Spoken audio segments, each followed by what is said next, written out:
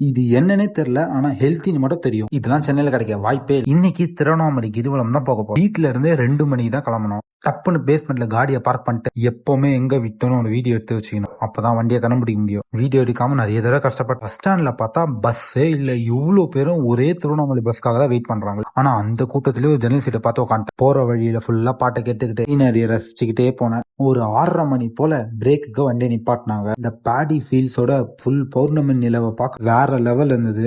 ஒரு 8 மணி போல வந்து ரீச் ஆயிட்டோம். அங்கேயும் ஒரு குட்டி சிங்கத்தை பார்த்தேன். வந்தோன்னா பயங்கரமா இருந்தது கோயிலை பார்க்க. எப்படி தாங்க இந்த மாதிரிலாம் கட்டினாங்க? அப்போ ஒரு பட்டைய போட்டு கிரிவலம் சுத்த ஸ்டார்ட் பண்ணியாச்சு. அப்போ தாங்க இந்த இளநீரையே சென்னைக்கும் திருவண்ணாமலைக்கும் செம்ம டேஸ்ட் டிஃபரன்ஸ் இருக்கு. ஒருவேளை பேட்சுக்கு பேட்ச் மாறுமோ? 2.5 மணி நேரமா தொடர்ந்து நடந்து கொஞ்சம் பிரேக் எடுத்துக்கிட்டு இப்போதான் இதை கண்டுபிடிச்சேன். இது தென்னை மரத்துக்கு மேல இருக்குமா. சாப்பிட டிஃப்ரெண்டா நல்லா இருந்தது. ஒரு வழியில பாக்குறதெல்லாம் அப்படியே கொஞ்சம் கொஞ்சமா சாப்பிட்டு வீட்டுக்கு நல்லா சப்போட்டா கட்டிட்டு கிரிவலத்தை முடிச்சிட்டேன். கிரிவலம் சுத்தும் போது எனக்கு ஒரு திருவண்ணாமலைக்கு ஏன் திருவண்ணாமலைன்னு பேர் வந்திருக்கும்?